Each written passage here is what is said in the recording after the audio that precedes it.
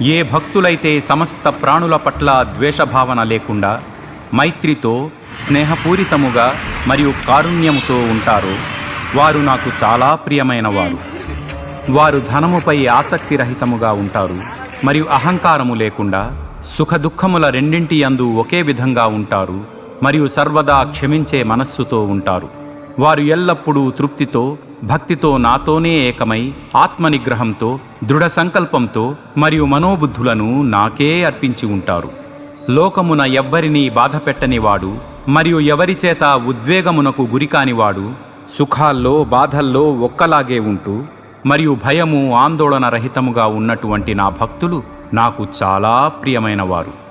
ప్రాపంచిక లాభముల పట్ల అనాసక్తతతో ఉండి, బాహ్యాంతరములలో పవిత్రంగా ఉండి, దక్షతతో, ఉదాసీనంగా, కలతలు లేకుండా మరియు అన్ని వ్యవహారముల